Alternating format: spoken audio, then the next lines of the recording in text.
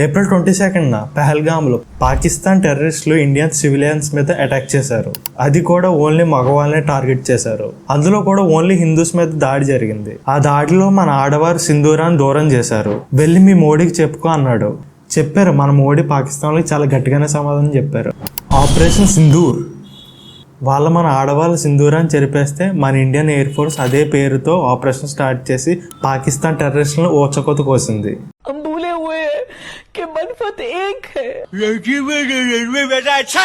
మన దేశ పౌరుల మీద దాడి చేస్తే దాని పరిణామాలు ఎలా ఉంటాయో అనేది 100 పైగానే సమాధానం చెప్పాం. పాకిస్తాన్ ఈ అటాక్లో 26 మంది చనిపోయారని, 46 మంది గాయపడ్డారని చెప్పుకొని వస్తుంది. కానీ ఈ అటాక్లో 3000 మందికి పైగానే చనిపోయి ఉండొచ్చని అంచనా.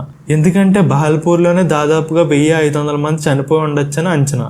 జైష్ మొహమ్మద్ చీఫ్ అయిన మసూద్ అజార్ ఇతని కుటుంబంలో 13 మంది చనిపోయారని అతనే స్వయంగా ఒప్పుకున్నారు. పాకిస్తాన్ గవర్నమెంట్ ఒప్పుకున్నా ఒప్పుకోకపోయినా US బేస్డ్ టెర్రరిస్ట్ అయిన మసూద్ అజారే స్వయంగా ఒప్పుకున్నాడు. వాళ్ళతో పాటు నేను కూడా పోతే బాగుండని కన్నీరు పెట్టుకున్నాడు. పహల్గామ్లో చనిపోయిన వాళ్ళ బంధువులు బాధ కన్నా ఈయన పెట్టుకున్న కన్నీరు పెద్ద గొప్పదేమీ కాదు. ఇలాంటి టెర్రరిస్ట్ నీచుడు చనిపోయేలోపు ఎంతో కొంత బాధను అనుభవించిపోవాలి కదా. పాకిస్తాన్ ఎంత నీతిమాలిన దేశం అంటే ఏప్రిల్ 15న పాకిస్తానీ మిలిటరీ చీఫ్ భారత్ మీద కొన్ని వ్యాఖ్యలు చేశారు. ఏమిటంటే ముస్లిమ్స్ హిందూస్ ఎప్పుడూ కలిసి బతకలేరని, అందుకే పాకిస్తాన్ ఇండియాతో విడిపోయిందని, ఇండియా పాకిస్తాన్ ఎప్పటికీ ఒకటి కాదని, ఇండియాతో పాకిస్తాన్ కంపేర్ చేయకూడదని ఇలాంటి వ్యాఖ్యలు చేశారు. ఒకవేళ ఈ స్పీచ్ గురించి మీకు తెలియకపోతే డిస్క్రిప్షన్లో లింక్ ఇస్తాను, అక్కడి నుంచి చూసేయండి.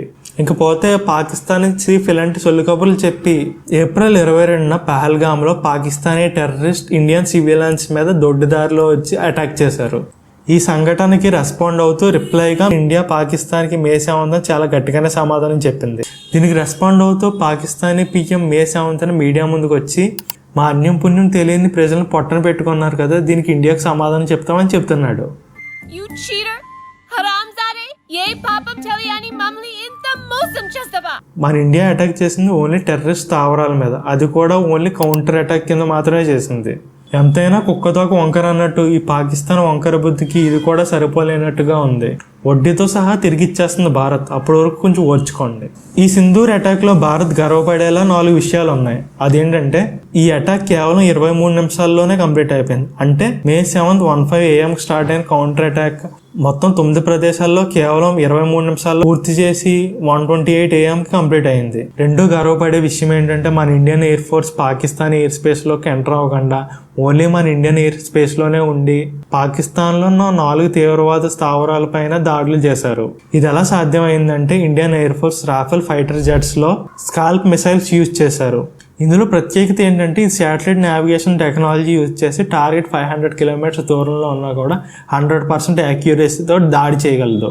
దానివల్ల పాకిస్తాన్లో ఉన్న బవల్పూర్, ముర్దిక్, సియల్కోట్, తెహర్కల్ పాకిస్తాన్లో ఉన్న ఈ 4 తీవ్రవాద క్యాంపుల పైన 100% యాక్యురసీతో దాడి చేశారు. మిగతా 5 స్పాట్స్ వచ్చి పిఓకోలో ఉన్నాయి. అవేంటంటే ముజఫరాబాద్, కొటిల్, రవల్కోట్, బిమ్మెర్. భారత్ 3 గర్వపడే విషయానికి వస్తే ఈ అటాక్ లో పాల్గొన్న ఇండియన్ ఎయిర్ ఫోర్స్ సైనికులు ఒకరికి కూడా కాలర్ కూడా నలగలేదు. భారత్ 4 గర్వపడే విషయానికి వస్తే ఇది నాన్ ఎస్కలేటరీ. అంటే భారత్ అటాక్ చేసింది పాకిస్తాన్ సైన్యం మీద కాదు, ప్రజల మీద కాదు, పాకిస్తాన్ ప్రభుత్వ కార్యకలాపాల మీద కాదు. ఇది జరిగింది కేవలం ఉగ్రవాద స్థావరాల మీద మాత్రమే. ఒకవేళ ఈ అటాక్ పాకిస్తాన్ ఏమైనా రిప్లైగా చేసినట్టయితే పాకిస్తాన్ మిలిటరీ ప్లేసెస్ ఏవైతే ఉన్నాయో మొత్తం చిత్తు చేసి పడేస్తామని ఇండియన్ గవర్నమెంట్ పాకిస్తాన్ గవర్నమెంట్కి చాలా క్లియర్గా చెప్పింది. ఈ సంఘటన మీద పాకిస్తాన్ గవర్నమెంట్ 2-3 రోజుల్లో రిప్లై ఇవ్వచ్చు, లేదంటే చర్చలకు రావచ్చు. ఒకవేళ పాకిస్తాన్ ఈ అటాక్కి రిప్లైగా ఏమైనా చేసినట్టయితే పాకిస్తాన్కి ఇంక రోజులు దగ్గర పడిపోయినని మనం అనుకోవచ్చు. ఈ వీడియోకి ఇంకా తర్వాత వీడియోలో కలుసుకుందాం. జై హింద్. సరే పడుకో, ఏముందిలే ఇంకా పడుకో.